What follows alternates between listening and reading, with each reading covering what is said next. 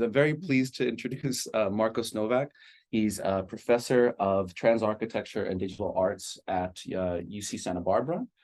He's done research also and lectured also at University of Austin, University of Ohio, and UCLA.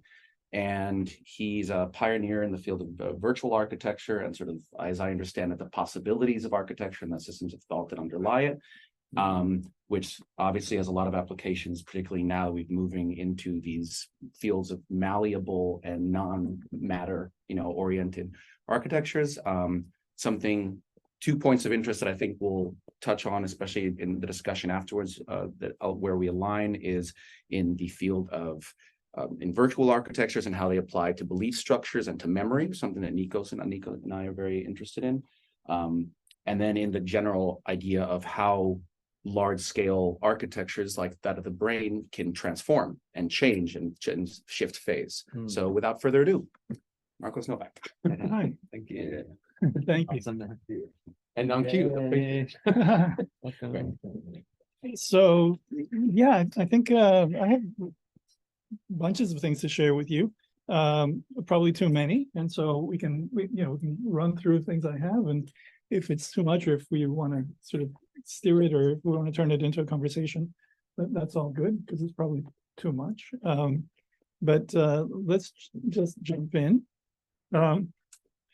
Leo has been asking me for a title, and which, yeah, sure. Except that I've been juggling chainsaws and focusing on the title was a little bit difficult, even though, well, I mean, this is a topic that's dear to me in a strange kind of way. I know a little bit about each of you, but not, I mean, I just met you. I know whatever rumors Leo has spread. So maybe I'll discover this as I go, but I imagine that you're studying advanced consciousness, since that's what's on the door, maybe that's it. So that's good. I like that. And I decided I'd call it this and see where that gets us. But it does touch upon all these other things, including architecture and who knows what. Because there's a lot of things, and who knows how the conversation will go and how much time we have, a lot of it is actually like in the title. Like, okay, make sure you say it in the beginning, because you'll forget to say it in the end.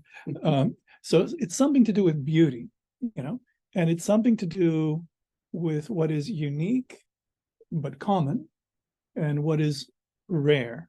And I mentioned the grain of sand just in conversation. Every grain of sand is actually unique, but the grain of sand that fits a particular purpose is rare. And there's a distinction between, that you can make between the unique and the rare that we'll see in various ways.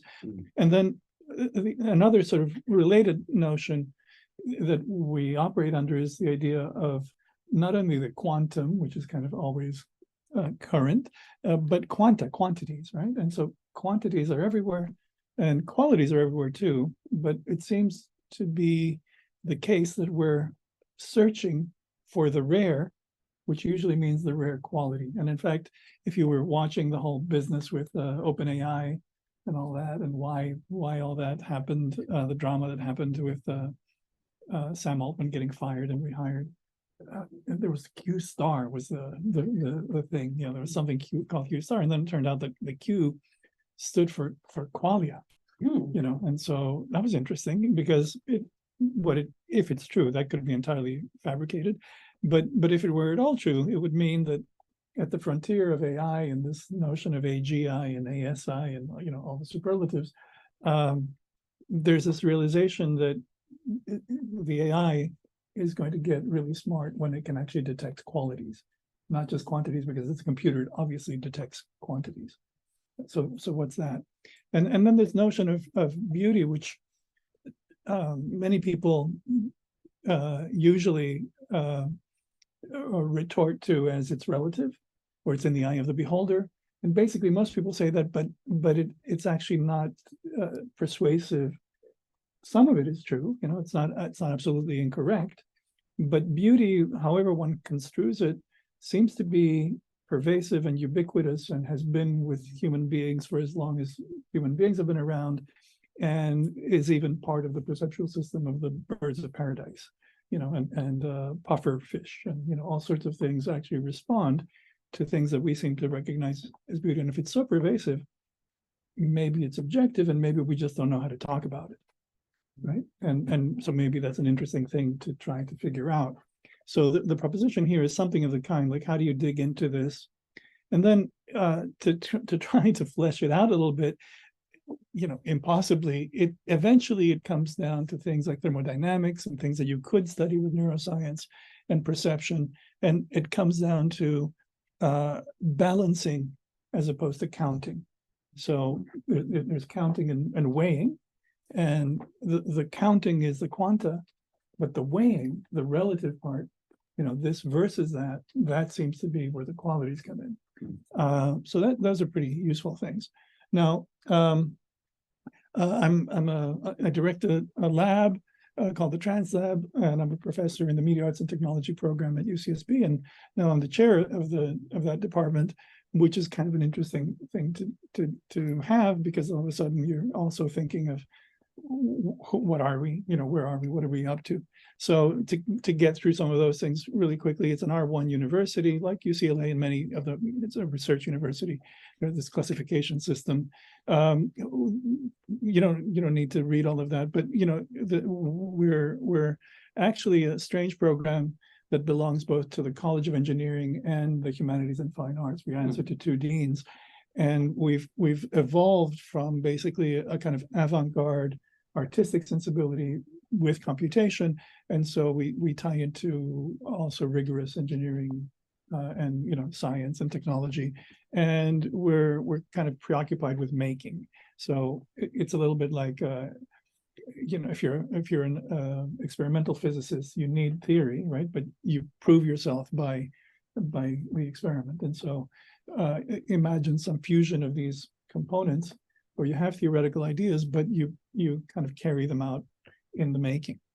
That is too much information on purpose. It's kind of like how, where we fit, and I'll explain it, but it basically shows that we have these two colleges that we belong to, which is kind of interesting. There's another part, which is like, when are we? And in our case, this is still 23, 24 academically. The program started in 1999, so this is 25 years since it began. And it started with basically people who came from traditional media, conventional ways of understanding, who encountered the digital and started working with digital media. In the meantime, at this point, digital media is the case. It's not a surprise anymore, but AI and extended reality and who knows what else, all of those things are coming. So this is a diagram from something, a kind of area that I created called transvergence, which is not convergence and it's not divergence, which deals with this exponential change. And one of the fundamental observations is that in the past, you had a lot of time to absorb a little change. In the present, and increasingly, you have less and less time to absorb more and more change. And so you have to change your ways. You have to kind of change your mind and figure out how you're going to be agile in that context. And so this model is this, I won't explain it, that would take too much, but basically these are lines that converge on some basis. The dotted lines are the digital, the nanotech, the neurotech, the biotech, the quanto, robo, whatever else is coming. And at the moment when things are converging, you have the opportunity to kick them out of their normal envelope into this, let's say, orange arrow, which I'll call transvergence. And then that becomes the normal. And then you kick that again and you kick that again. And by a series of such kicks, you begin to develop a mindset and a practice and a way of working that is itself exponentially changing. So you're in a context of exponential change and you try to outthink it. You just kind of say, okay, that's the game. And so let's figure out how to do that. Well, with that in mind, if you start from now, from next year, and you go forward the next 25 years, what would an entity like ours do? Or like this, because we're all kind of going to be in the future. So that gives a kind of goal. And this is something that kind of happened by accident at the beginning of the year. Mustafa Suleyman, who's one of the people who created DeepMind and this company called Inflection.ai, wrote a book called The Coming Wave about this coming power and technology dilemma that we're facing about how we're going to deal with the future. And he came to our campus, and I don't know how, but he chose to come speak to our class. And so he and I were in conversation. And then he gave everybody in the program free copies of the book. And so I hijacked it and said, okay, for MAT, the program that I'm now the chair of, we're going to take that on as the coming MAT. Like, we're going to take the coming wave, and we're going to use it for the year. And you're all invited in May, June to come to our end of the year show to see what happened of it. Who are we? I'll go through this very quickly, but our alumni are, they teach or have labs in all these places. They work or have started companies of their own. They're authors. They do really cool things. We have a bunch of labs. We started from electronic music and computer music. We have, I'll just go through these very fast. We study systems theory with, this is I'm tempted to speak about all my colleagues, but I can't because it'll take too long. So, but anyway, this is one of them, which is a sort of mobile lab that goes to remote places, studies the atmosphere and different machines, and communications, drones, who knows what, and makes this sort of highly informed digital art. I'll skip.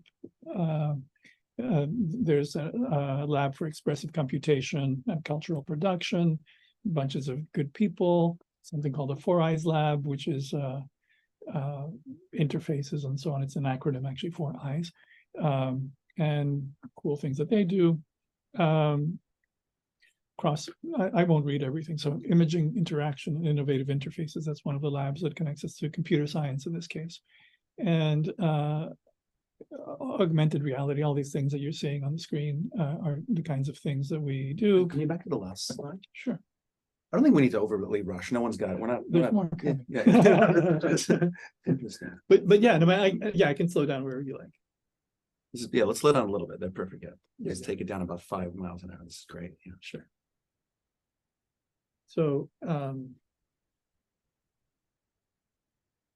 so these kinds of things are pretty rigorous in computer science or engineering, and other things are on the art side, and they go back and forth.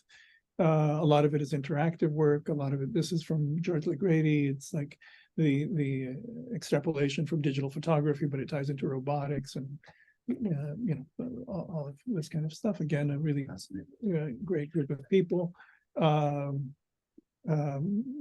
George's slide included his courses. Everyone has courses, but he put his courses in here. That's why they are. We also have a connection to something called SBCAS, which is the Santa Barbara Center for Art, Science, and Technology. And you're also, if you do come to our end of the year show, you'll see there things there. I don't have really good slides for that.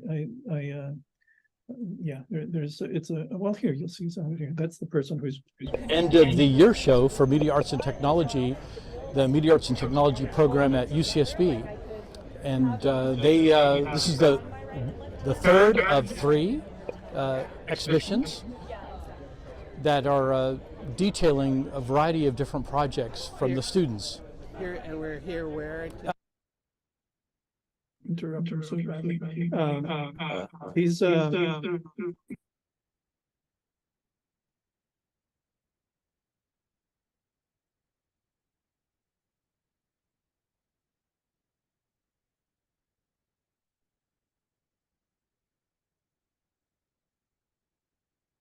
I met him. Yeah, you did. When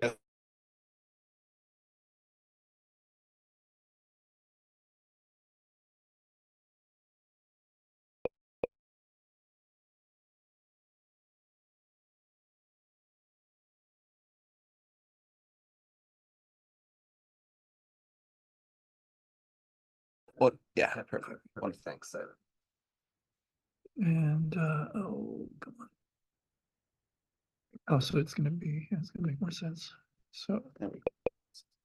okay. Oh, I went a bit too fast. Where's the? What's going on today, Alan? Oh, well, this is the end of the year show for Media Arts and Technology. It's a big space. There are all sorts of things that happen there. Each other, and it also About your. This is apparently the sun's. Eventually, as the sun goes down, it turns into a big performance space, and we have. I don't know if this. And the sound of the wind. Looks like we didn't have any of the really some of the word? Sure. What's already been said? You need to tell a few things about the generative audio component related to the feelings. Oh yeah. So as maybe has been mentioned prior, right? We're sort of dealing with this circumplex model of emotion, right? Where we can think of emotion as Central column. So this is taking a model of emotion, the Russell circumplex model of affect, and converting it into not only color and sound, but also scent. So these tubes are all a scent synthesizer, and there's a whole series of steps. I'll show it in a bit more detail farther down. But here, this is one of the PhD students, Dermot, who's talking about it right here. So, The word? sure. What's already been said? You need to tell a few things about the generative audio component related to the feelings. Oh yeah. So as maybe has been mentioned prior, right? We're sort of dealing with this circumplex model of emotion, right? Where we can think of emotion as something that exists along two axes, right? A little closer to the mic, if you would, like. Yeah. Kind of. Okay. So we're looking at a model of emotion, right? That sort of happens along two axes, and we could think of this as maybe excitement along one axis and pleasantness along another, right? So someone who's very excited but experiencing an unpleasant state might be in a state of distress, right? Or someone who is not excited, right, but experiencing pleasant feelings might be in a state of contentment, right? And so part of the notion of this installation as a whole is to associate these different affective states with different representations in various modalities, right? So we might associate these emotional states with hue, right, color. We might associate it with form, as in these 3D printed objects. We might associate it with scent, as in the scent delivery system, or we might associate it with sound, as in the musical composition. And so what we're trying to do is simultaneously represent these emotional states in all of the ways that humans can experience and sense the world. So one of the things about that is that the lab, and I'll be talking about it throughout, but basically it's called the Trans Lab, and it's one way of describing it is that its mission is to study transformation, which is a very universal thing. It happens in biology and mathematics and in real life and whatever, but specifically transformation that leads to speciation. So not just all the transformations that keep things the same, but specifically the ones that are the sort of magical alchemical ones that make something become another thing. So I named the Trans Lab. I also named something else that we have, which is the allosphere, which we'll show you a bit of too. And I put that prefix allo, which stands for other of another kind, meaning that we are all other, right? But we're all human. But if a Tesla bot came in, that would be other of another kind. And in this case, we're kind of open to looking at the other as a positive thing. It's not automatically, a negative thing. And so we actually, in terms of our experiments, we're looking for that other, like where do new ideas come from? Where do new forms of expression come from? New genres, new artworks, new theories. All of those are transformations of the one thing into another. The allosphere is one of the other spaces we have. It literally is this big sphere. It's so cool. And it has a bridge in the middle. You'll see it in another version in a second. But you're standing on this bridge, and you've got projectors all the way around, and stereo glasses and multi-channel sound, and also like the red lights are trackers and various things, whatever we want to bring. And these are some pictures. That's Joan Kuchera-Moran, who created it and who also founded the department back in 1999. And here is a little bit of that.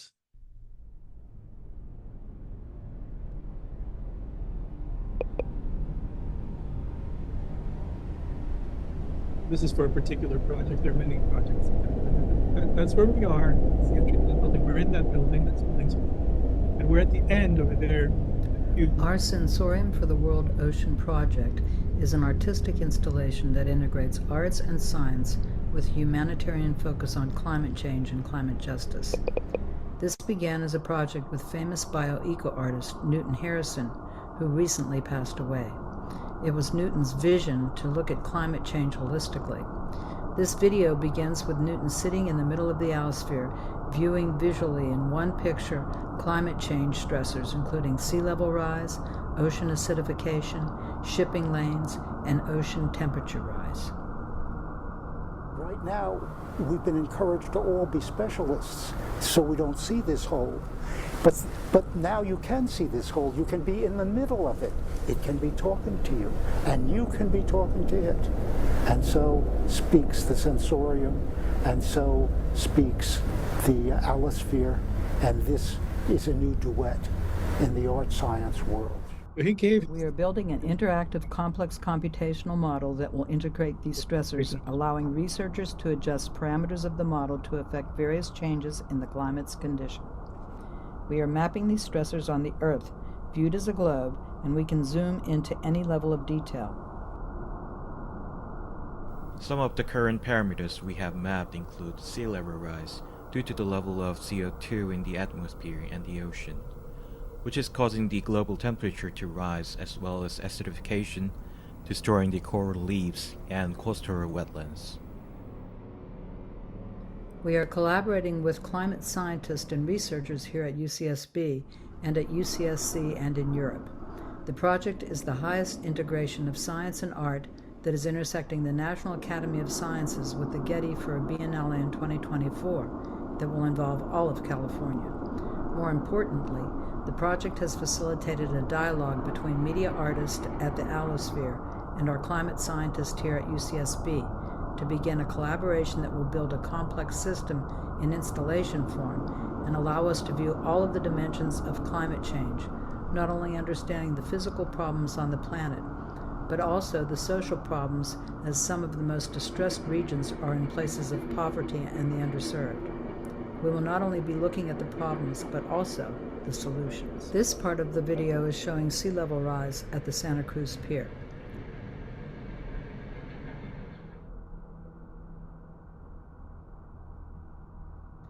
Here is a rendering of the Irvine installation where people of all walks of life can interactively view the data we have gathered.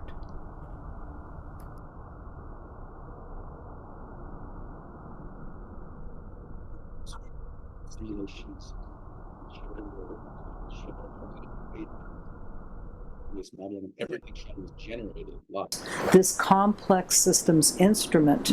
Right, so this is all generative, and there are many other projects related to it. So let's continue. This is the TransLab is the lab that's next to it, and it's affiliated, and a lot of the people that work in one work in the other, and a lot of people from the TransLab created a lot of the work in the Allosphere. But the TransLab is a little bit more flexible. That the sphere has a very specialized projection system, and the TransLab has a more flexible one where we can go in, and we do strange things in there as well that have to do with being transdimensional, transdisciplinary, and transmodal, meaning that we're trying to get all the modalities to coexist in the same person. Like in the past, people would become 2D artists or 3D artists or this and that and the other, which is a little bit like before literacy when people had scribes. So people thought that they wouldn't need to learn because they would just go to the scribe, but you can't write a letter to someone through another person. I mean, you're going to lose some intimacy, some immediacy. So it's the same thing with modalities, and so if you actually get people to do the art, do the science, do the technology, do the sound, do the visions, do the 3D, do the interactivity, and you just keep bringing it on into the same mind, eventually the person begins to imagine things that another person can't, just like multilingual people have thoughts in the composite of the languages that they know. So this is just some footage from one of our end of the, in this case, we've been exploring projection mapping and all the things are here. There's several people making different things, and then we always try to bring things together. There's an idea that we call perforated system. It's also part of the same thing about consciousness. In the actual world, even a cell is actually perforated, and it must be because it wouldn't have nutrients, medicine wouldn't work, nothing would actually happen. Really isolated, and so you take that on as a poetic way to work it. You start making things that are inherently perforated. So each student in this case has their own project as a species. Okay. Analogies with the rainforest. So each project is its own species, but they're perforated, meaning that they're all sending signals literally through something called OSC to one another. And so what one does affects the other. And then the environment as a whole, and this is a really important part, the environment as a whole also has agency, meaning it's like the forest isn't just the sum of all the little creatures that are evolving there. The forest itself is a living entity, and it's trying to regulate itself and everything through its balances. And so we're taking on things like that and saying, well, how do we actually turn that into not just something I read in a book and I agree with, but something that I actually know how to carry out, which means both the art and the science and the technology, but also the interpersonal part. Like, you know, because you have a gaggle of students trying to make something, they have to yield, they have to learn to trust that the thing that they're making is what they want, right? It's no one's stopping them from doing whatever they want, but the sum of the things that everybody makes are always going to be richer than the individual thing. Like one beautiful bird in a desert will soon be a dead bird, you know, whereas that same beautiful bird in its forest is part of a beautiful ecosystem. So those ideas sound poetic, but they're actually meant quite rigorously. So that here's Heidenum is an extended reality interactive installation that immerses the visitor in a transmittal continuum of sound, music, form, poetry, space, and light. Well, it's everyone's installation.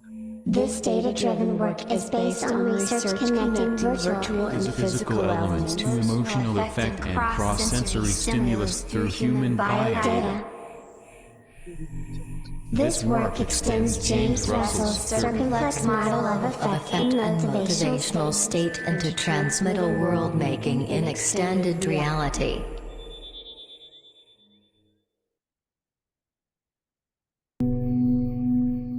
Oh, now over the summer we did something that was also the extrapolation of this. It was the 50th SIGGRAPH conference. SIGGRAPH is this big organization that's had computer graphics conferences for 50 years. This is the 50th conference. Last summer was the 50th conference. This summer, and this coming summer, is the 50th anniversary of the organization. So there was first a conference, then it went well, and they made an organization, and now so both are moving forward. And they carved out a space, and they invited me initially, and then I invited all my, everyone, to jump in to create a time tunnel. They had an idea of doing something for the 50 years with the database that they had, the archive that they had, and so on. And the thing that I proposed was that it should be synaptic, and that it should be this perforated system. It needed to be synaptic in the sense that there was another group that was being very literal about the timeline. The timeline really looked like a timeline, year 1, year 2, year 3, and which was fine and useful. But what was more interesting to me was to think of the 50 years as a brain, and to depict something about this entity and all this work as something working. Meaning, like, I don't know how your brains work, but in mine, there's everything I've ever experienced. And then something happens and I associate this with that, and I associate this with that, or they're associated by force. And then the task seems to be to take that and see something in it and act on it. So what we did was we took a bunch of people and we gave each one of them a layer. You'll see what it actually looks like. But it's a long, it's 130 feet long and 15 feet high on both sides. It's like this great big space. And each of the screens that you see, you have to imagine as having several layers with someone doing one layer and someone doing another layer and someone doing another layer. But the layers are perforated to one another, meaning that they can be triggered to communicate. And the triggering is like a synapse, like a synaptic system. So you'll see this kind of flashing, and the flashing is actually sending a signal that is moving across the space. And as it moves across the space, it forces the layers to actually intersect or interact or come forward or backward in space. It's happening visually, it's happening on both sides. It's also happening sonically. So the sound is actually doing the same thing. There are different people composing different parts of the sound. The sound is spatialized, so you can literally, with a tracker, just throw it across the room and it'll just go, wherever. And the space is tracked, so you'll see glimpses of when we brought in performers and they were performing. So they're trackers, and as people move them, they affect everything. So, hello, did I miss it? Come on.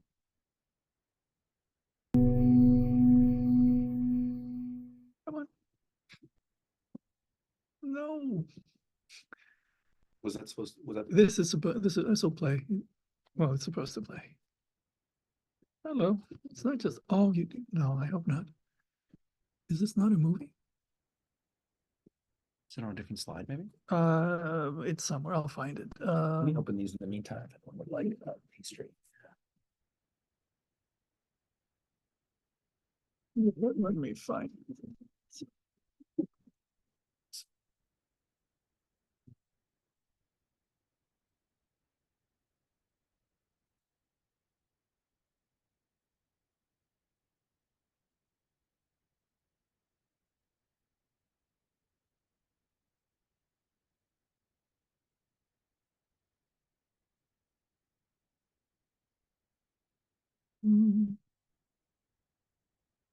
I'll be here. Probably.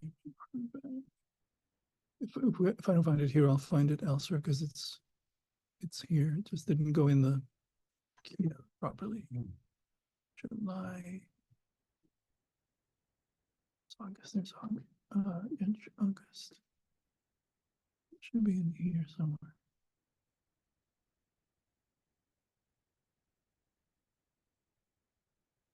No.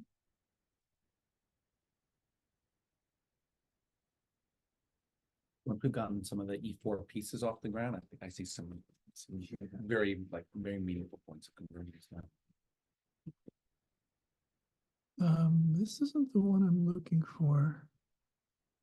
But let me tease you, and then I'll find the other one. This will give you a first pass.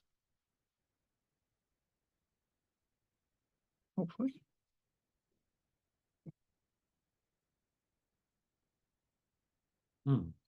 So that's the space. You can see that it's pretty large, right? And to run it, you have like a whole bunch of computers that are all talking to one another. But here's the.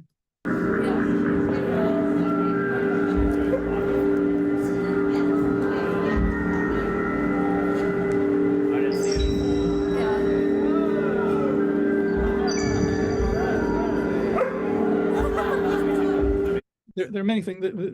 This is one of the layers. The lines are one of the layers. And what you're seeing here, it's data driven, and each of these lines is a year. There are 50 lines, and these are various articles that appeared, and this is tracing, which article affected which article, which affected which, and so on. It's kind of tracking and then the movies are all given by all the big studios like Sony and Industrial Light and Magic and Quanta and Disney and all of them. They contributed their sort of key movies.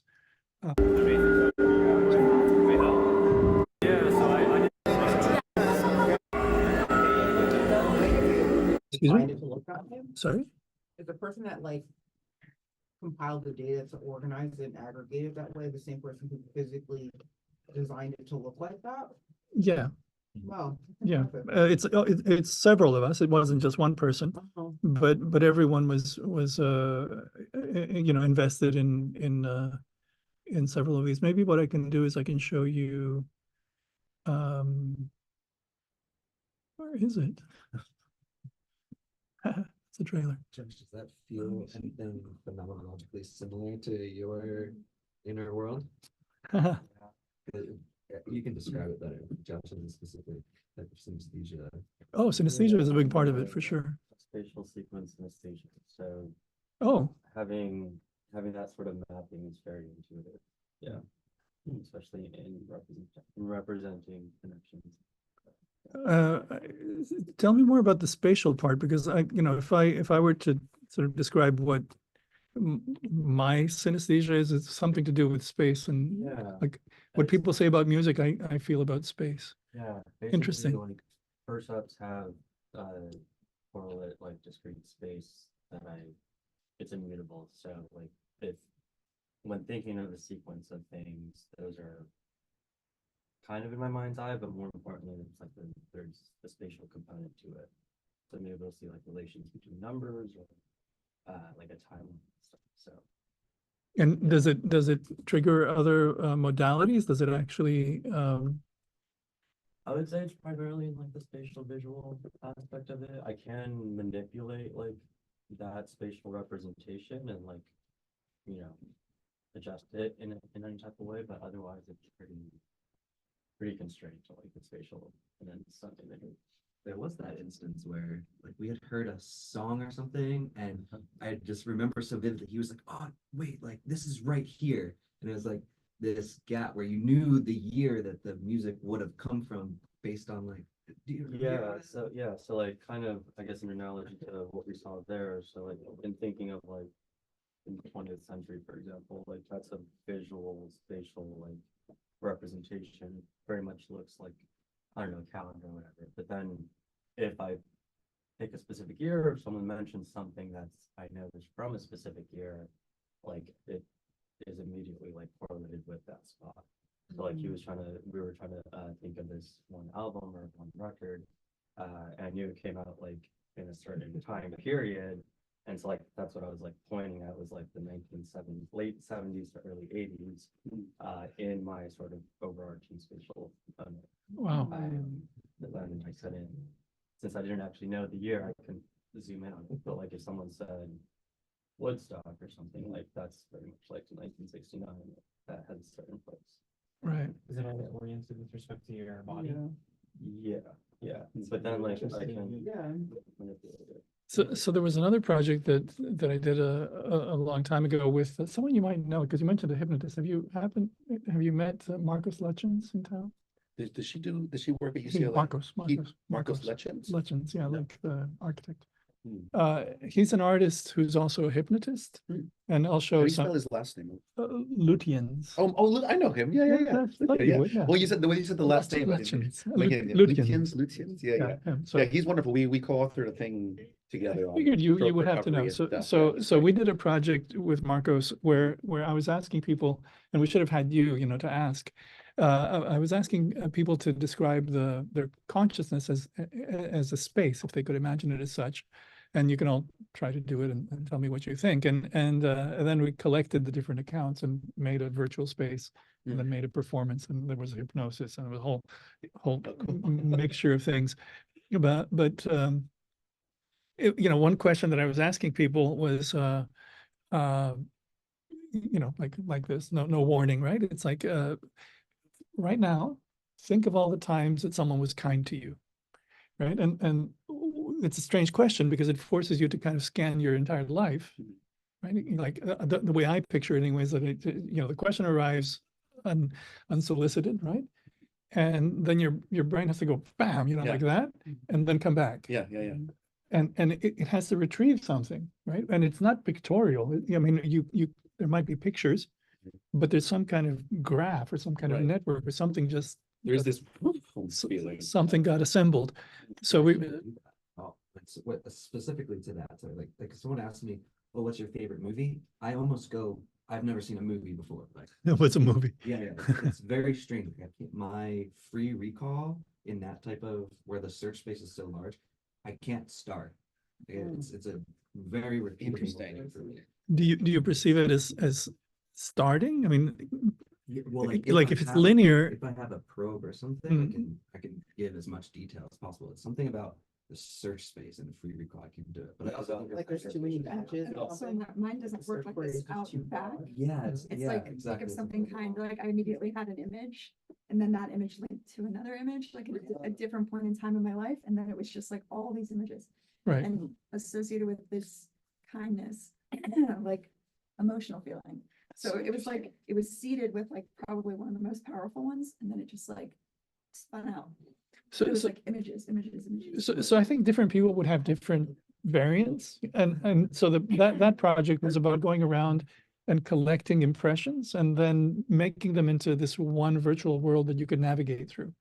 And then we hypnotized various people, and then we got a hypnotized person to navigate through it, which was really nice. And then we were in this church in Sicily, this ancient church in Sicily, decommissioned, but it had turned into this great big space, and we had projectors and speakers everywhere, and so everyone was kind of looking like this.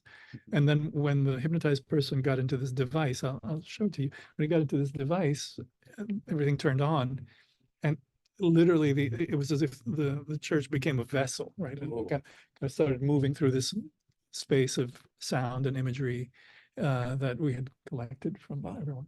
But that was back in 2000 something. And so it's the kind of project that now you would do again with just more and more tools. So here's the thing I was trying to show you. This is the synaptic time tunnel. It's a little trailer that shows it off pretty nice. That's a bunch of people who worked on it. And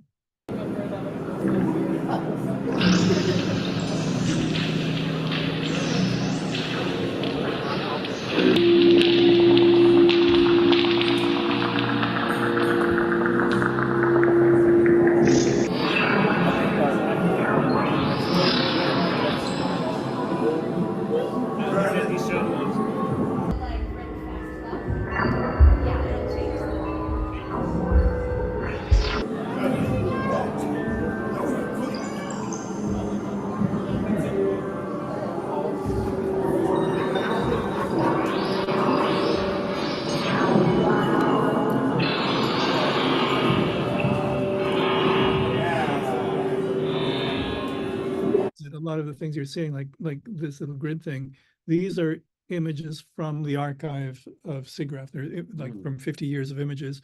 They're the movies, like the ingredients are from this database, but they're put together not as a linear timeline, but as a kind of mixture that's constantly churning ideas.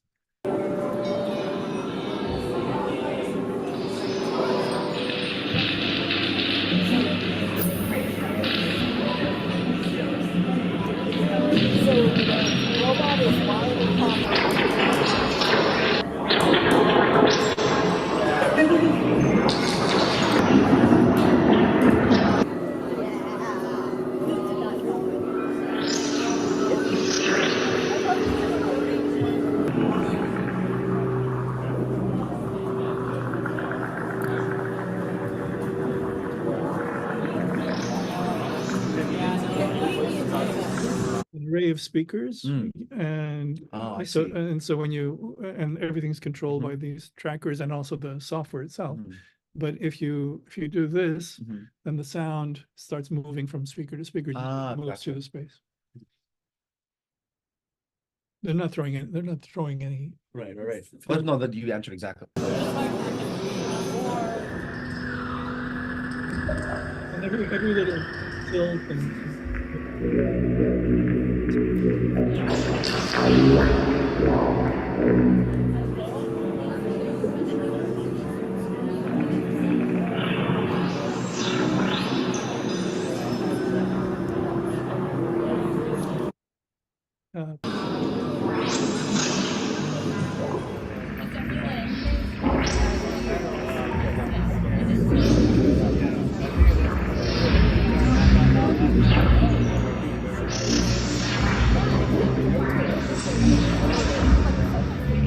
So anyway, that goes on for so back to the track. There's a play button.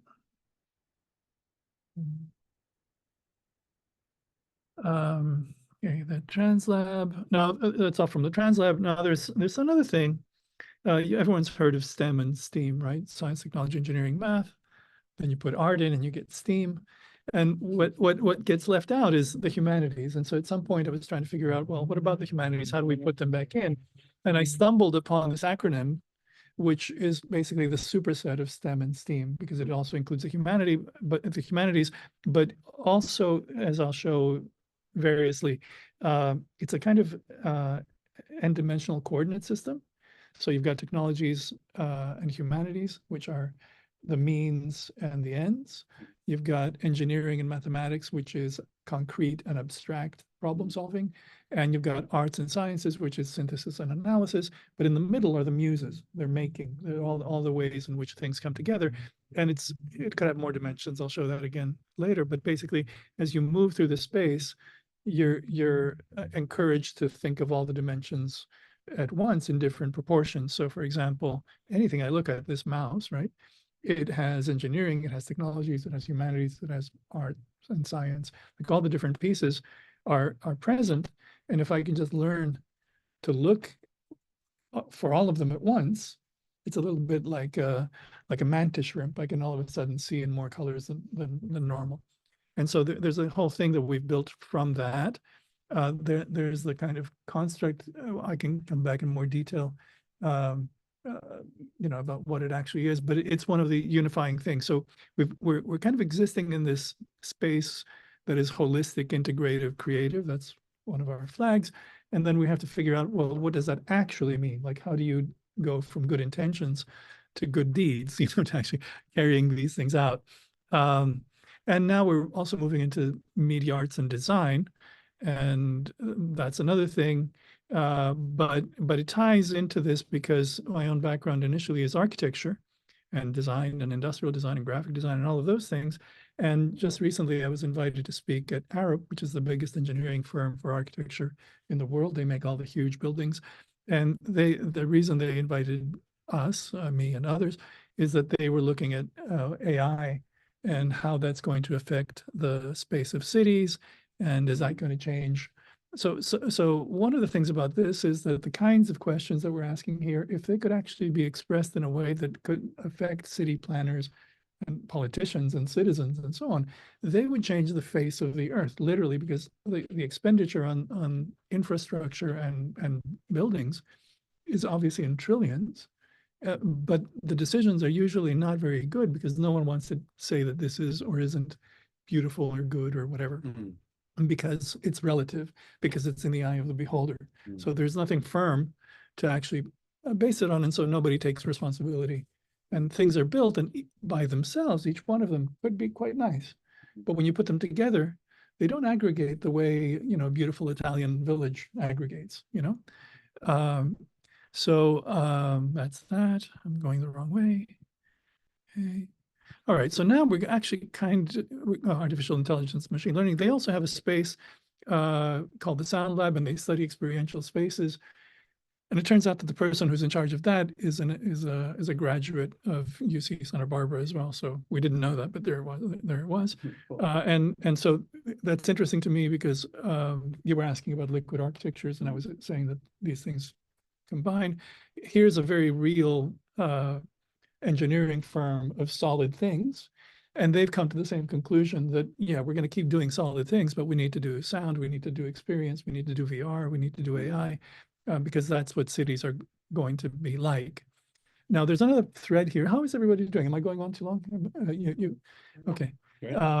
So another part of this is cognitive science, and the program is also part of the doctoral emphasis on cognitive science at UCSB. But there's also like another kind of connection which explains this particular strangeness. Chuck Eastman was my doctoral advisor, and he was the advisor of my master's advisor. So he advised someone named Chris Yesios. Then I became Chuck's student. He's the father of something called BIM, which is Building Information Management, and one of the first people to work on solid and parametric modeling, all the things that this says.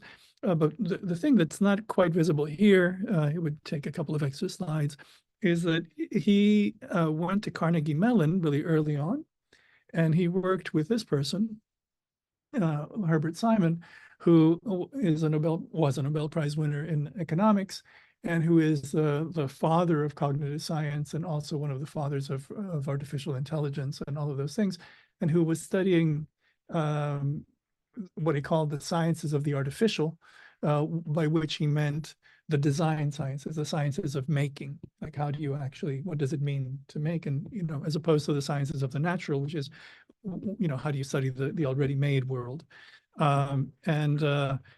Because of that connection, that kind of got into my brain really early, including things like neural nets and generativity and all of the things that we know now. And that affected a lot of other things. So I got into VR. That's not me, but that was how VR was not so long ago. Then I started making strange things. I won't say yet, I guess, about liquid architectures, but this little portion here is some of the installations that I've made that may be interesting. This is one called Turbulent Topologies. This is at several of these are at the Venice Biennale or at places like that. This one started in Istanbul. We'll see various versions. You walk into the gallery and you see a cube and a screen, and it's like, okay, what's the deal?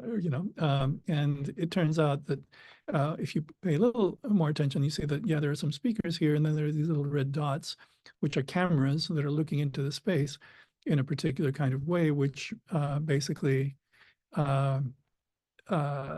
does something unexpected.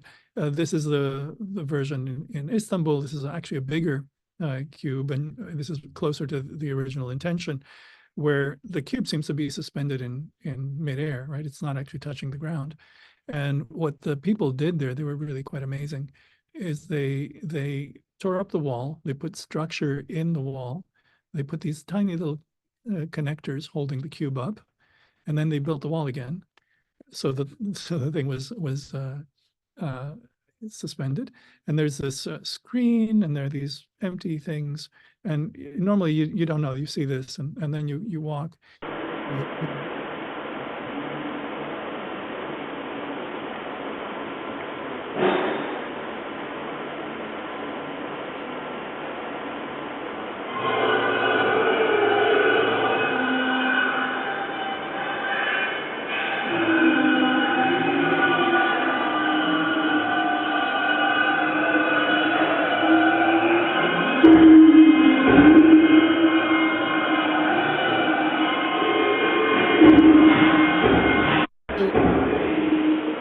Not evident here is that even though there is a depiction that's being seen on the screen, the sensors are actually creating a form in the space. And so the real sculpture here, there's a sculpture in here, but it's dynamic and it's actually in the space. And with the tracker, I can touch it. And when I touch it, it turns red or it does something. So I know that I touched it. And as I keep on trying to find it, I begin to form in my mind the contours of this object. And here's the thing that I find really interesting in terms of what art is. And as an artist, I have the same thing. I mean, I love beautiful things, right? But it's not the thing that's the art. What seems to be the art is putting together a thing or a circumstance or a situation by which a person enters a happening, something, one way and leaves another way. So what I would normally do with something like this is just let people come through unaware. And then after they'd done that and they thought there was nothing there, I would give them the tracker. And then all of a sudden, as they walked in, all of a sudden things would happen. And they'd realize at the end, the space that was empty wasn't empty. And they would leave now suspecting every empty space around them, but there might be stuff in there, right? Which, we're kind of getting used to it because, of course, the fact that Wi-Fi works means exactly the same thing. But it kind of makes it really super tangible. There were other things like the striations here were actually driven. We're in Istiklal, which is the main drag in Istanbul where all the people are, and there are cameras outside and they're looking at people's feet walking by and whatever. And that information is becoming the part of the visual content. And so then the other thing though is that as this was happening, and you'll see it in a variety of other ways, I was also collecting the data of where the trackers were and what they did. And the reason there are these lit shelves is because behind this, there was a 3D printer, and it was collecting the data, and then we were building from the immaterial and ethereal, we were building actual tangible things. This is the version in the Venus Biennale. This is more clear in terms of the collecting of the data.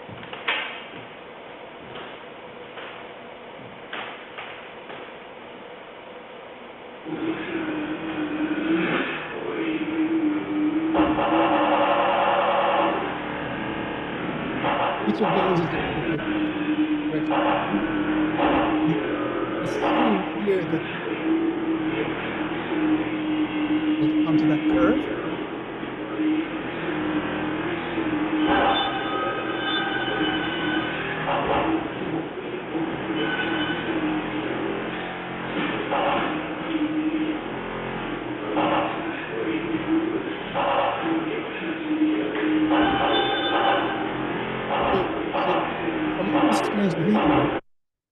This happens, right? So you collect all that data, and then you process it and so on, and eventually you arrive at a series of things that are, they're like almost classically sculptural, except that again, there is a twist, which is that these are topologically of an incredibly high genus, and you can't build them. I mean, there's no way that a human being could possibly build this thing. But obviously it's buildable by a machine. If you follow it through, the lines kind of twist and pass through each other, and they're kind of inherently just unentangleable. And now, part of this is how do you do that? What do you need to know to take data that is unprescripted and produce something from it? This is the transformation that leads to speciation. How, what is it you need to know, and what is it you need to be aware of, and how do you go from the quanta to the qualia? And because I would say, maybe I'm wrong, but I think there are certain qualities that these have that I think people seem to enjoy. What was was there ground truth though? Like you're saying the object, right, they're interacting with it. And so is this just where they happen to end up touching it? Like, let's say that the simple object was was there a sphere or some of their sculpture in there? There was a mathematical expression, okay, with parameters, and then a kind of mechanism that I could have made it simpler, but I didn't. Was it higher dimensional, and that like if they moved around it, it could actually it would change configuration. Oh, cool, cool. And so them interacting with a higher in the earliest version of these, that's really cool. It was literally higher dimensional. It was literally 4D with time being 5. Okay. And the transformations were turning it inside out as a tesseract. Right. That kind of thing. In this case, in 2001, I was about to land in Tokyo when the tsunami struck, when the earthquake and tsunami, and we were told to sort of not land, right, and fly around Tokyo until they could figure out what airport to send us to and which airplane, because all the airplanes that were landing in Tokyo were in the same boat, same plane, and airboat, and they were running out of fuel at different times. And so anyway, we went, they sent us, they took care of us. It was really amazing. Then Fukushima happened, and that was horrible. Anyway, about a year later or so, I don't know, maybe some years later, I forget how long it was, I was asked to do a piece for a biennial in Korea, South Korea.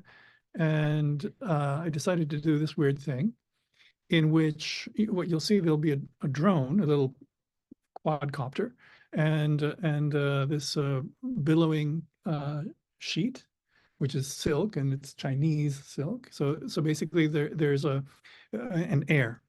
So there's a kind of depiction of nature and a depiction of artifice, or sort of a natural flow, and then an unnatural flow, which is this flying machine. And they're in a real dynamic relationship. They could make each other crash. The whole gallery has a sensor system to track this thing and keep a flying sculpture flying for 2 months in the museum. The museum itself isn't quite used to building things like that in there. And then the plan of the room is kind of like a plan of the Earth, meaning it goes from east to west or west to east and north to south or south to north. And along east to west, you hear, for example, Byzantine chants and Buddhist chants, the music, there's a kind of field of music, which is triggered by the flight of this machine. And north and south goes from industry to nature. And so, meaning north and south along the room like this.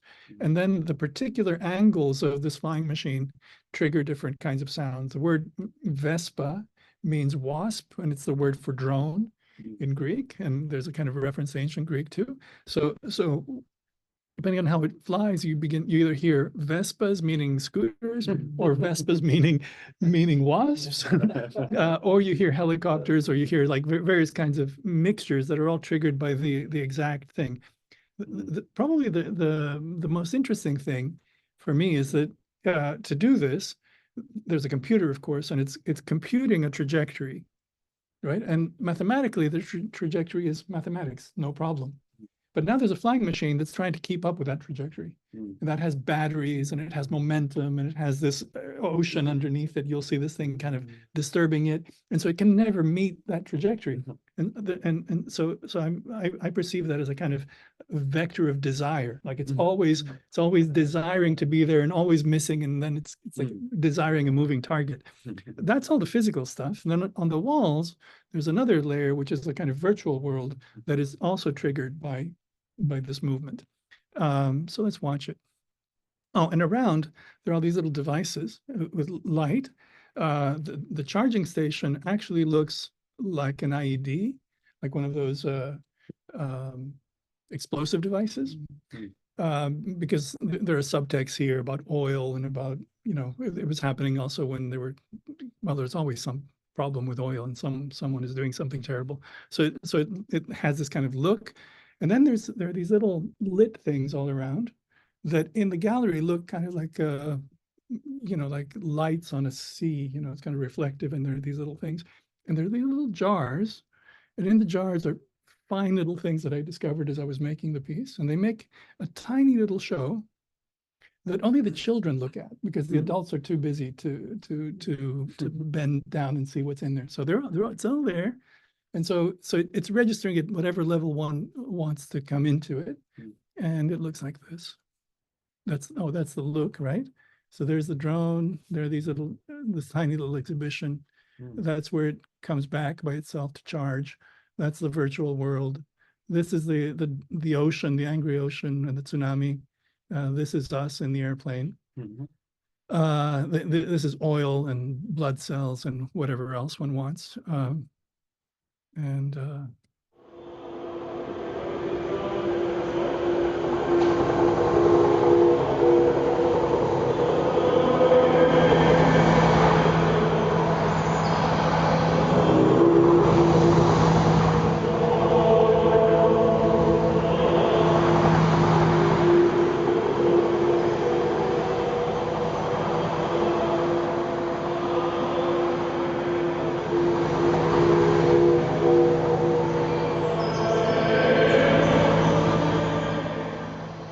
So that's just the intro. Kifinis means wasp.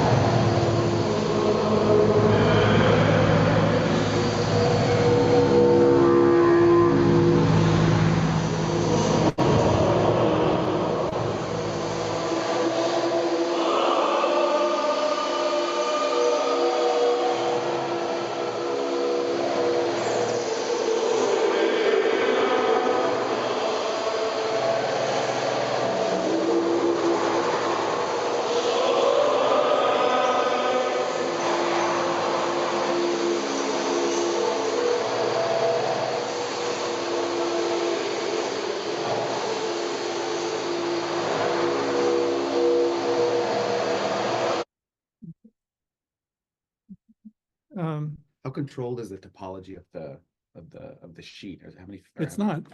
No, the sheet. There's just a fan behind the So a sheet. single fan, and it's okay. So, and it's doing whatever it wants. This is controlled, Right, but it right. doesn't control what's underneath it. Right. And if it billows too fast, it's going to press on it, and it could make it crash. And does it So respond to that with sensors, or does it'll literally affect its trajectory? Well, and it has sensors in terms of needing to fly. Gotcha. So if it gets pushed away from its trajectory, it'll try to find its way back. Gotcha. So and it has its own mission, right? It's trying to follow its desire. Right. In the meantime, it's getting tugged by Mother Earth or whatever that other thing is.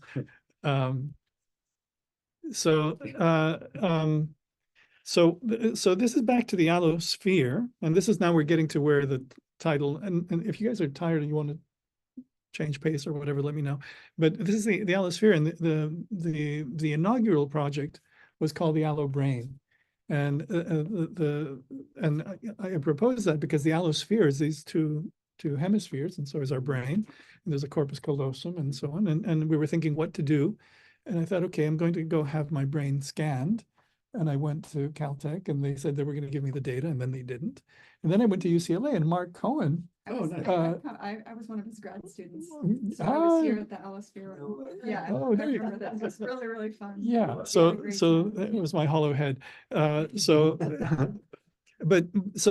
that's part of it. And then there's this other side. One of the things that people seem to know me for is an essay called Liquid Architectures in Cyberspace that I wrote back in 1991, where I was anticipating a lot of these things and parametricism and all of these things that were just kind of super, super clear. There was this one line in there called "Cyberspace is poetry inhabited, and to navigate through it is to become a leaf on the wind of a dream." And people saw that as being very poetic, and it is, but actually, if you see it, and I don't know if I can do this here, if you see it in context, it's actually talking about mathematics and parallel distributed processing and artificial intelligence and neural cyberspaces and so on. So what it was saying was that we're constructing this space, which we now have the word latent space for. We're constructing a space of information, and if we move through that space of information, that's going to appear to us like a dream. It's going to be, the picture was of a leaf on the wind of a dream, right? So you're imagining a leaf falling, except that it's not in nature. It's in some kind of dream space, and it's triggering reality. Well, that notion, which back from 1991, is kind of what's happening. And it's given me this opportunity to kind of explain that, yes, it was liquid architectures in cyberspace, but you could also think of it as latent architectures in liquid space. So we were talking earlier about how everything is a field, and the way we compute the cosmos is literally with computational fluid dynamics. We treat the galaxies and the stars as a big fluid, and that's how we can figure out where they should be.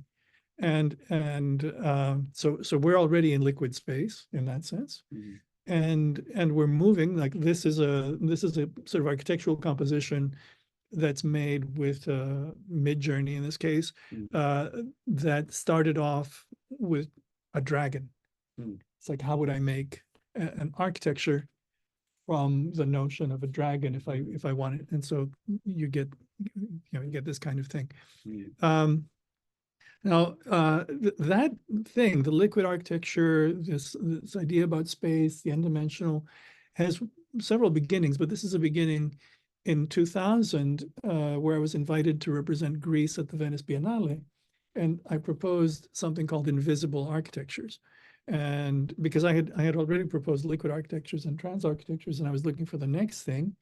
And it became clear to me that at this point, we're living in a very different kind of space, where space, as I showed, isn't empty, right? And you can make, as a trained architect and professor of architecture at the time, obviously you can make architecture out of solid things, but with sensors, you can actually take any piece of space and make it as real as you want, so that whatever you want actually happens there, and it could be fixed, or it could be mobile, it could be whatever you want. So, I created this installation that has this bar, and underneath here there are these infrared sources that are sending out rays like that, and that are then modulated so that they create these invisible sculptures that I can interact with. So I'm making these invisible sculptures. I'm interacting with them. That is going back into a screen where you see these initially three-dimensional forms that are being modulated by the interaction. Those things get taken up. You can think of it as up, but it doesn't matter. They go up into an n-dimensional space, and they get, transformed, and then they come right back down into these 3D printed forms. And there are a few other twists, like the sound is also part of it, and there are even more parts. But let's just.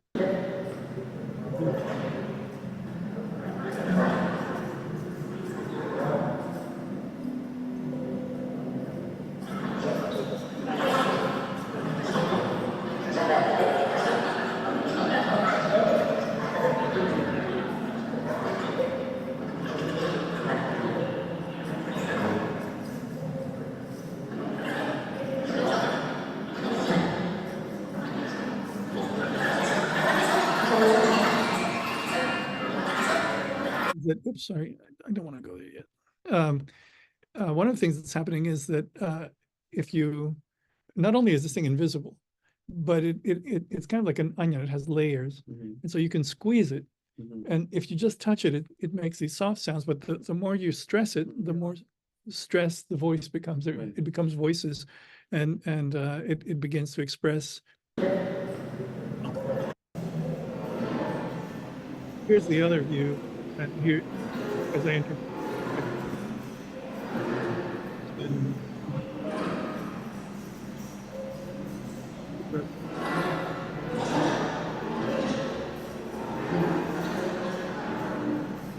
So that was metal as if you turn into a different sections that we just spoke about, and now we're in Sicily the year after this.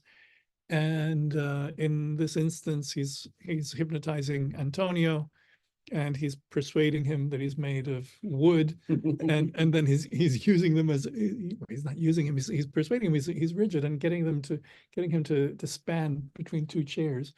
And then when he's fully hypnotized, Antonio starts navigating inside the space of the account of consciousness. So the vibe is getting tighter and tighter now, getting tighter and tighter now, getting tighter and tighter, and stiffer and stiffer, completely stiff and rigid, as if you were made of metal, as if you were made of metal, as if you turned into a different substance, as if your whole body had turned into something else, as if you were made of metal. And that's good, totally relaxed on the inside, but on the outside completely stiff and rigid, completely stiff and rigid, everywhere, every nerve and muscle and fiber is completely stiff and rigid now, completely stiff and rigid, everywhere, every nerve and muscle and fiber completely stiff and rigid, every nerve and muscle and fiber completely stiff and rigid, and inside completely relaxed, stiff and rigid, incredibly stiff and rigid now, as if your whole body was made of steel, as if you were made of aluminum, or incredible stiff material inside, and all your pores and muscles, and everywhere inside you, your veins, your nerves, your neurons, everything about you is stiff and rigid, as if you were made of an inert substance. And it's perfect, because you're so relaxed on the inside. And as you're so relaxed on the inside, that's good. And we can see how the mind reconfigures itself. And as the mind reconfigures itself into different materials, it modulates into different substances. You can take a deep breath now, because you know you can become other things. And as you become other things, you can also move to other places. And as you move to other places in your mind and take a deep breath, you could imagine yourself slowly coming back to yourself. Actually, he gets put in front of these mirrors and he can't recognize himself. There are various hypnotic suggestions. Now he's sat in this contraption, and inside there's a monitor and there's a camera on him, so that's his face, and then the things, and he has a joystick, and he's going to launch into this virtual world made of the accounts of people's consciousness.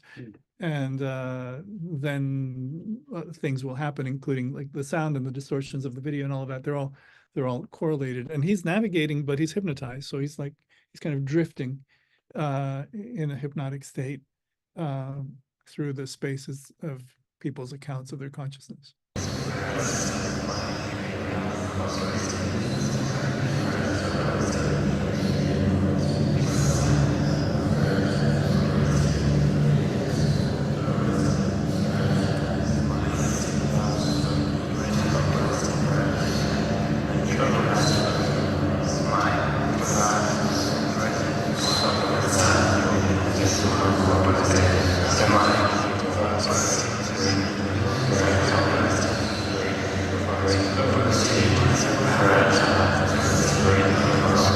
Sound, it's kind of hard to hear because we're in this big church, but basically as you approach these things, you hear the same words, the hypnotic suggestions, but now they're scattered in space and they're spatialized. So if you come near one, you hear more of that and less of the others, but they're all getting mixed as you fly through.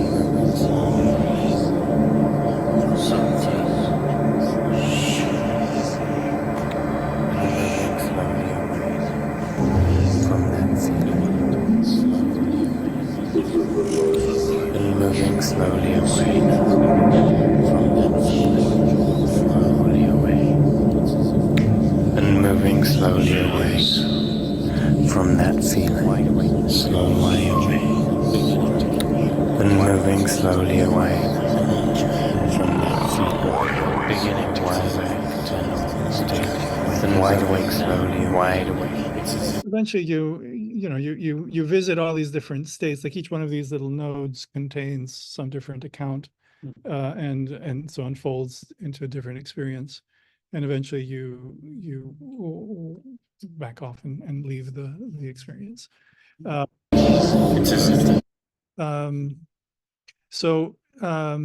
there's some other kinds of things that I just want to touch upon. How are we doing with time? We must be quite deep into it. I think we're at 1.5. I think that's I wrap soonish, but I think that I want to. All right. So this is another kind of thing. They'll hopefully all gel together. I'm part of a research group that's funded by a Japanese company. How do I do this properly? Called Forum 8, that makes it's an engineering company that makes VR software and things of the kind. And they've invited a bunch of us to do strange things. One of the things that I was looking at with this, there's a notion that we're living inside a field of media, so, the reason my phone works or the Wi-Fi works or Zoom works is because we're invisible to the electromagnetic waves that are actually being picked up by these devices. The devices aren't, but the waves are just coming right through us. So we're invisible. The devices are visible. And so I call that media field navigation. We're navigating through media fields. And how do you then take that intuition and turn it into something? This company makes software for navigating through cities. Cities like Tokyo, but like everywhere, have, let's say, too much advertising and not enough nature. And so this was begun quite a long time ago. And in this variation, you're seeing that we're going through Shibuya, I think. This is still their software, but basically I've been modifying their software so that some parts are visible and some parts aren't. So basically it's like a filter that is taking out the advertising and replacing it. Right. So just by where I'm looking, things that I don't want to see can be obscured or not. So this is an anticipation of autonomous vehicles and all of that. Basically, the idea is that you could be in a car or some device, something that and you could selectively replace portions of reality. So you're seeing this sort of strange variation. We'll see other ones, so we're not going to linger on this. It goes on for a bit. Yeah, well, the Apple Vision Pro and the MetaQuest 3 and it's coming very fast. Well, the reason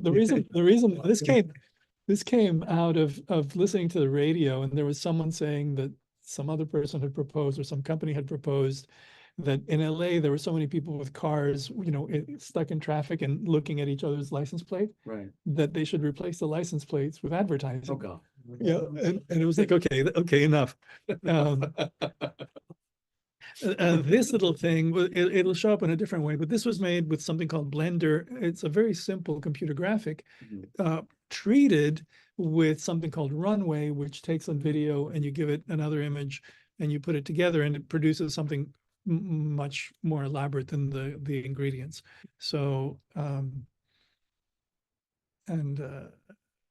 yeah.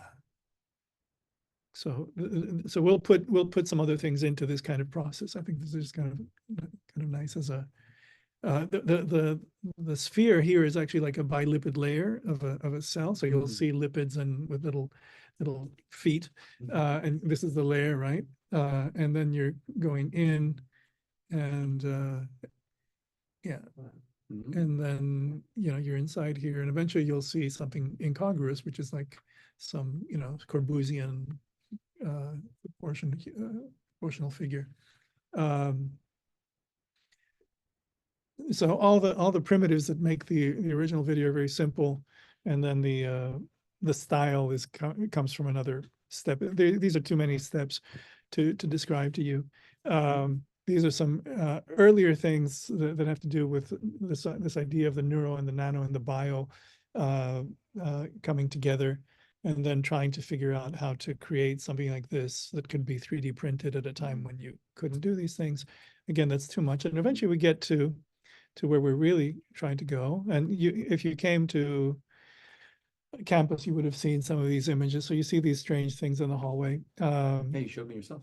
Well, yeah. So these are various snapshots of my brain turned into various kinds of things. This is Ray Kurzweil commenting on it. Which is to actually study the human brain itself. We can look inside now with brain scanners and see connections between neurons and see how they're organized, see how they're wired, see how they fire, see how they create new connections as we learn material. The spatial resolution of brain scanning is growing exponentially. It's doubling every year. It's another example of the exponential progression of information technology. So I'm going to go quickly and explain eventually what this is all about. I've been collecting things all along.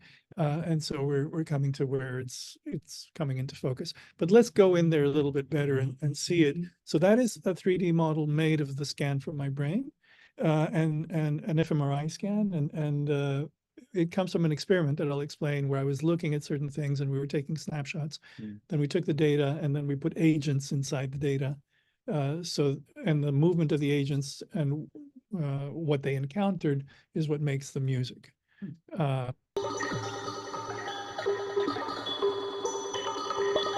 Those are the little agents.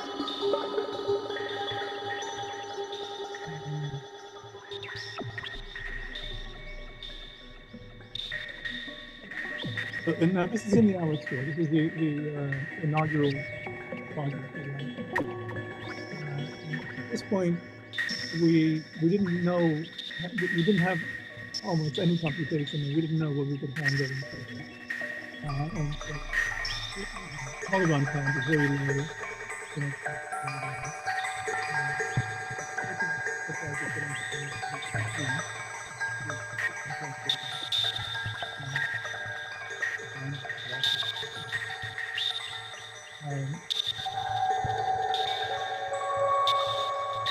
Of its purposes is that as an architect, you know, when you study architecture, or as an architectural historian, you know that for a long time, architecture was based on the proportions, the exterior proportions of the body.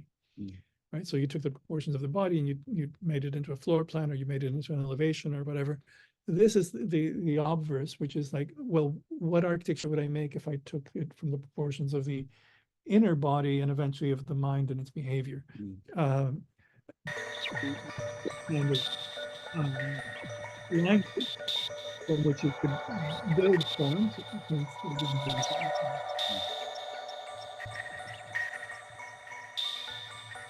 But this isn't actually the problem. This is the effect. We'll get to the real point. So this is one. So the real point, that was an abrupt jump, sorry.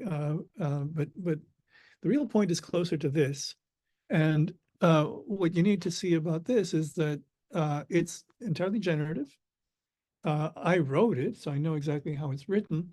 So it's mathematical forms with parameters and so on, but I don't know exactly what it's going to do. This is at the time when HD television was first becoming available and people were getting HD televisions, and they wanted to have something on this expensive device that wasn't sports and it wasn't the news, and it was something artful. And a friend of mine was curating for a company that was making content for that, and he said, would you like to make something? So I had started making these things, and eventually they folded into this project. But the problem there was, well, how do I compute something where every frame is an artwork, like it's a composition, like a painting, but I don't know which compositions are going to happen. Like I have to anticipate that they all will be, but I don't know what they are. So that was kind of the puzzle here. And let's watch a bit of it and see what it does.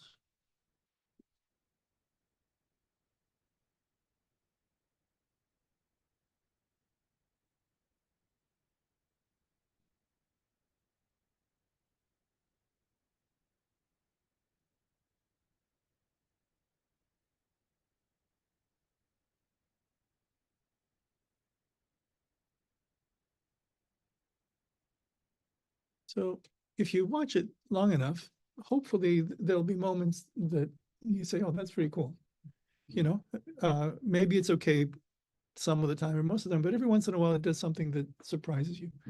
That's what we were looking at. That's what I was looking at when I was in the fMRI machine with Mark. And basically there was something like this, one of these playing. And whenever I reacted to it, I would hit the button. And what happened at that point was that we had a complete circle. You know, like you could do a study where you studied 1 billion people, or you could study one person 1 billion times. You know, and you know, you wouldn't get the same information, but you would get something. And in this case, it was the same person who imagined it, who wrote the program, who was responding. Like the whole perceiving, the whole thing was actually available. So when I pressed the button, we could interrogate the whole chain like what was happening biometrically, where was the algorithm, what were the parameters, like all of those things were available. And you know, and it does some pretty nice things. And then, so this happened, collected the data, we got the brain, we built the sphere, we got the renderings, all of these things from this kind of curiosity. So we've seen some of these. Am I going the wrong way? I am. What is the map for that? I'm just curious, like what's like the These are spline surfaces, and there's a, I forget the exact, there are parametric systems that are, I'll explain a bit more what needs to happen. But basically there's just one kind of primitive, this surface with control points. And then there's a whole series of things that are actually varying the points. And then the whole thing is blended. So even though the colors are simple, it's made so that the number of layers become very painterly. You get this sort of numbers of combinations of subtle colors, as opposed to the normal, usually garish colors that you got with the graphics of the time. I think things are getting better. But if you watch it, the colors especially are really nice and surprising. I really like when the manifold comes up and like makes a whole matte section of screen that cuts it off. It's really pretty. Yeah, I don't know what I do with this. Why doesn't it go away? Go away. We'll put it here. I had the same problem. Yeah. But the actual notion of this was something like this, that in the fMRI machine, we had a fixed stimulus, which was this thing as a movie. There was some kind of response that, you know, that was affecting a subject. There was the fMRI, which was noisy, but you would be able, hopefully, to correlate the parameters of what was happening in the fMRI with what was actually happening, and you would get some kind of result. You know, like, okay, it seems like whenever you're doing this, these are the kinds of parameters, or this is the distribution of the parameters that is actually making you say that.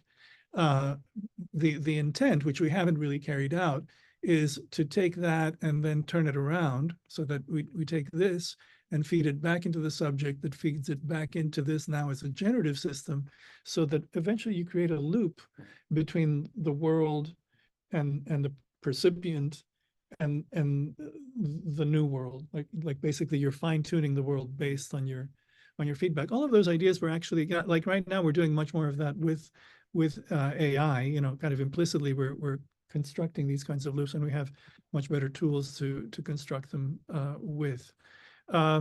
These are just some of the scans, and here's the sort of, you know, the sort of empty brain, and then the different layers that could be identified from the brain, eventually becoming a particular thing. This is the media field navigation business, where you have autonomous vehicles.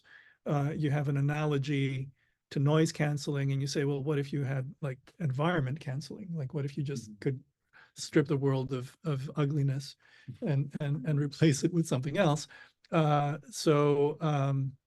It turned out this was done way before I found these, but eventually I did find these. Apple was working on this kind of thing, and apparently they were working on what we now know is going to be the Apple Vision Pro, where they weren't just showing that someone is looking at VR.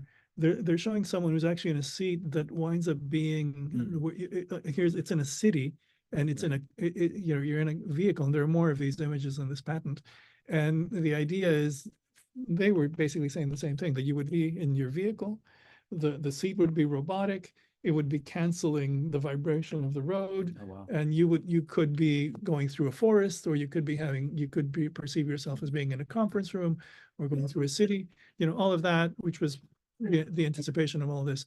Now here's where it kind of overlaps. This is the software of that company, and we're driving through some part of Japan, and now I'm playing with the AI software, and you know, this is what it looks like normally, and then this is what happens if you have an overlay that where you can still see where you're going, but it's modified, and with this and other things that I could show you, you would still be able to detect the cat that you shouldn't run over, but alter as much of the rest as you may wish. And these are just things that are actually easily available to us now. They're just kind of proofs of concept, yeah. It'd be super interesting to apply this for like auto pedagogy. Let's say I'm being driven somewhere and I'm learning about relativity, and maybe the thing I'm learning about here, when I look about it's the displaying examples using whatever I'm looking at. Whatever I'm looking at is being used as the blackboard on which to demonstrate things like relative speed and time, space time and time dilation and things like that. Yeah, People probably learn better that way. So as I was doing this, OpenAI announced a bunch of new things, and among them that GPT could browse the web and could analyze data and generate images, and a bunch of other things. And you could ask it a question like this. You could ask it to imagine this kind of city, and you could even tell it to make it Shibuya eventually, and see what it would do.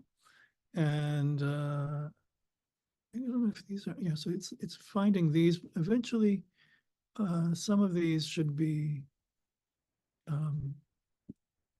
animated.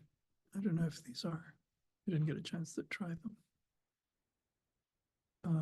No, they're not. Well, maybe.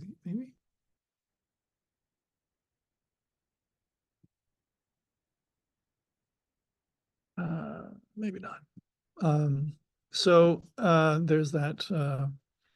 This is now another chapter, which we don't need to get into. So I'm going to change gears one more time and just flash a few things, and we'll be done. So all of these things have shown up in various kinds of writings and so on. So about beauty and the brain, and this is the first Allosphere project. Eventually, this ties into something called transmitting architecture, which is an article that I wrote in '95 that in 2008 became the theme of the entire World Congress of the International Institute of Architects, which is like a 1 million person organization. It's the biggest organization of architects in the world, where these ideas that were once really far-fetched were coming closer and closer to the foreground. And they in themselves track back to some of the origins of these ideas as early as 87 and 88. And an experiment, which I won't, these are articles, they take a long time, but an experiment about how you would correlate what the brain is doing with what we call composition. So here are two situations. One is just a normal grid, and one that looks kind of like a Malevich painting. And this little diagram shows that by introducing one difference at a time, so you follow the dots, you can eventually transform this step by step into something that is understood as a composition. So then, okay, if I can do that by hand, then how can I do that by algorithm? So here I'm doing the same kind of thing with shapes, and I correlated with artificial life and information theory and a bunch of things like that. Figure out the information content of the image, and keep on running this, and eventually it starts producing these things. And from these things, eventually things that have some kind of spatial implication and some content. And that eventually comes. What's that paper called again? An experiment in computational composition.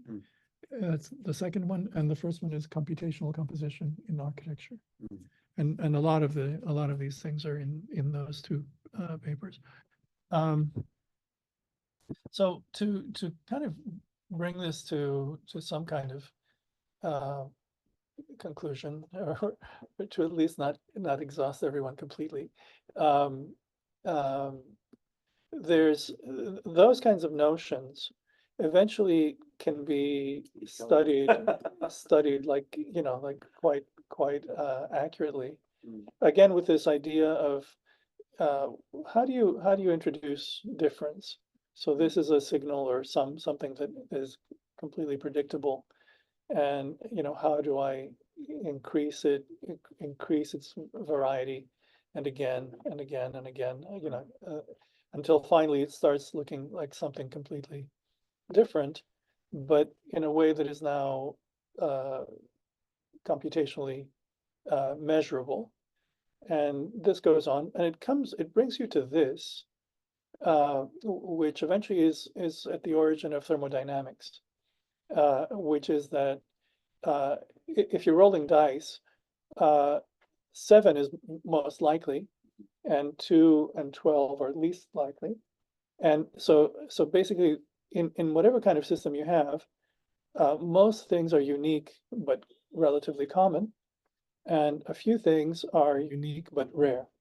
And they correlate with the things that we call beautiful, and that begins to explain what that might be, what beauty might actually be as a condition of health, or whatever you want to. It doesn't have to be exterior beauty, external beauty, but it could be. So, and there are instances of this kind of thing that you find in the design of the past. So, for example, this is a cover of a book of E. Cummings' poems, which I've sat down and figured out the geometry of, and it's really whoever laid out that cover without the overlay was doing something incredibly precise. Which meaning that all the decisions are at very carefully determined points that you would have to be working in a very systematic way to hit all of those things. They're not accidental, and it's just the same is true for classical temples and various kinds of things. And eventually, with this kind of notion, and we won't do that now, but you can eventually get to the computation of entropy and microstates and quantum conditions. And so you can go from very artistic and maybe intuitive kinds of notions to increasingly more precise ones, and then to, well, how do you do that with 3D objects and neural networks and all of that? We're almost home. So there's this thing called themas that I mentioned, and it looks at all of these things in this kind of way, but eventually it lands on, well, how do you actually contend with these qualities? Like, how do you take all of these things that we said and finally distill them into some awareness of qualities and knowledge, and obviously too many things for me to address here, but all the good things. And here's the circumplex model of affect and fields of consciousness. And here's the Gerald Edelman model of consciousness and complexity, where basically there are everything that we can distinguish as a dimension and a moment of reality as a point. And basically where this point is moving, and that's what it means for us to be talking to one another, to be existing, and assuming that these parameters are what they are. When you get now to the neural net world that we're building, we're doing that in latent space. That's why we get these strange images. But in the meantime, we're also messing with the dimensions, and so it becomes more hallucinatory. Now, here, this notion of themas, and this is where we'll end. Let me just make sure I have the one with the images that I need. This one. I suggested that anything that you look at actually can have these many dimensions, and it's a matter of seeing and finding symmetries in them. So here's that model. It's expressed usually with these 3 dimensions, but it could have as many as one wishes, like Edelman says. And maybe the thing to grasp is this, which I also mentioned, you know, that the mantis shrimp has more receptors than we do, and therefore can see the world differently. And the argument for all of this stuff is that maybe we normally see the world this way, and maybe what we can actually bring ourselves to do by insisting that things are connected is begin to see more colors in the world. And then from here on, this becomes, you know, quite elaborate and probably for another day, but it's quite a lot of fun, and it explains a million different things. So I think that's about all I can. Yeah, that's Are these available, these notebooks? they're not available yet. No, they need to be put together into publications and stuff. They're available to my classes, but not Use them for exactly. your lectures. Yeah, Mm. well, yeah. Well, this FEMA thing, as I said, it's we've created a program, but it's really bigger than a class. It's really meant to be like, there's STEM, there's STEAM, you know, there's a superset that contains it. That's all of the above, and in the middle, right here in the middle, making this by the way, I guess some of these things are so clear to me that I forget to mention them, but this line here is a Lorentz attractor. So you need to know something about what attractors are. But the idea is that when we speak or when we do things, we're navigating through all these dimensions. So, you know, as we, you know, but the idea of an attractor is that even though it seems to be chaotic, it's actually either a sink or a source or a cycle or a strange attractor, meaning it has really rich behavior. And yeah, it goes on like that. It's endless. All right.